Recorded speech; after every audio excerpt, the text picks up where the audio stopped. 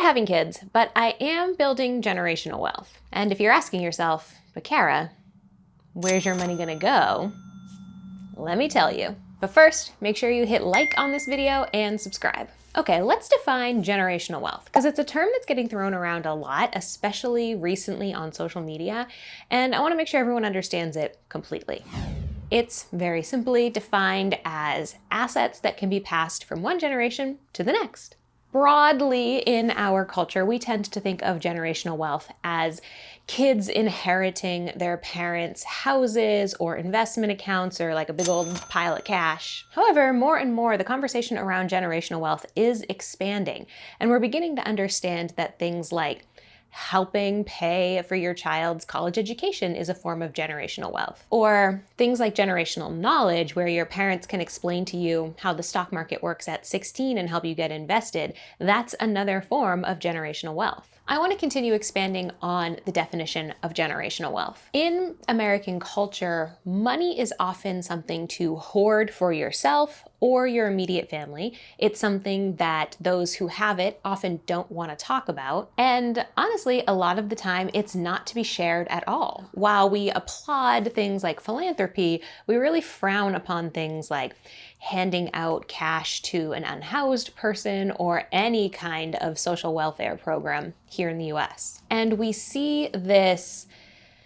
kind of culture of secrecy and this culture of keeping wealth to yourself or your immediate family demonstrated really clearly in families like the Rockefellers or the Vanderbilts. Now, I am currently building wealth. I definitely wouldn't describe myself as currently wealthy, but I'm well on my way. But I have very few plans to keep it to myself. My definition of generational wealth, and a definition I would love to see adopted by more people, is wealth that I pass on to people and causes that I care about. Simple, elegant, badass. Let's pull back for a quick second here and just talk about building wealth, because there's a lot of ways that you can do that, and there's a lot of information out there on how to do that, which is great.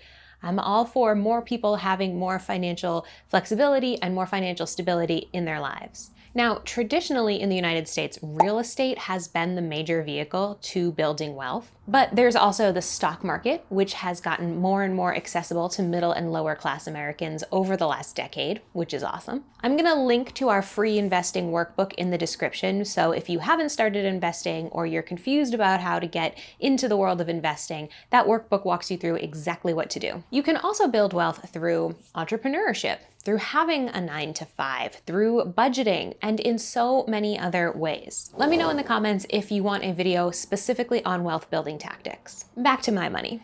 I am building my wealth through entrepreneurship.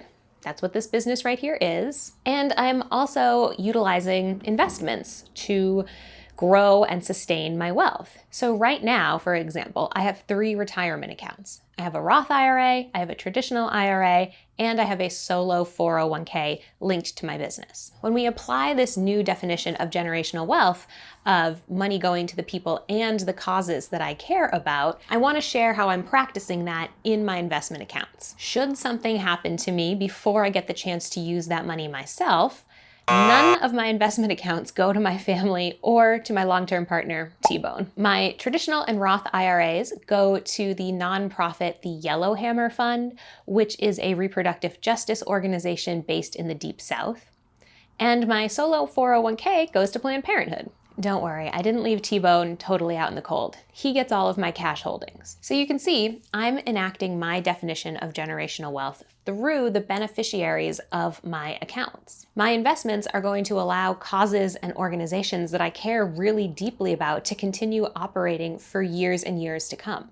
And they're going to go into communities that, yes, I am not specifically a part of, or it's going to go to people that I don't specifically know, but who cares? I don't care. I want that money to go to help people. It doesn't have to be people I know who deserve that help. Now that said, I don't believe there's anything wrong with wanting your money to pass to your family, and I don't think there's anything inherently wrong with using your money to help your family, like paying for your children's college or helping them buy their first home. I wish that I was the beneficiary of like a $30,000 cash gift from my mom to help buy my first home.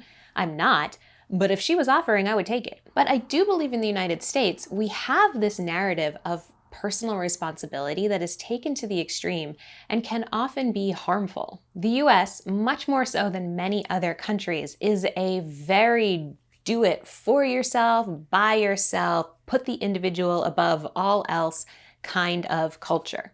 And we really have seen this highlighted in the past 2 years with masks. There's a lot of people who will not wear masks because it violates their sense of freedom or whatever, and they're not at all thinking about the danger that they put other people in by not wearing that mask. This mindset also shows up in our financial systems, tools, and education. It's why 15 different states require anyone who is receiving state assistance to submit a drug test. And it's why other states, like Ohio, now require people receiving food assistance to volunteer 20 to 35 hours a week in order to qualify for that assistance. We live in an individual-oriented financial system, and I personally am just in favor of a community-oriented financial system. That's what I'm trying to do with my version of generational wealth. Put my money into the communities that I want to see thrive. Generational wealth is a wonderfully powerful concept, and even more when we think outside of our immediate families. So if you're like me and you're child-free by choice, or you don't have a partner, here are a few ways that you can practice community-oriented finances. You can set up a recurring contribution to any cause that you believe in.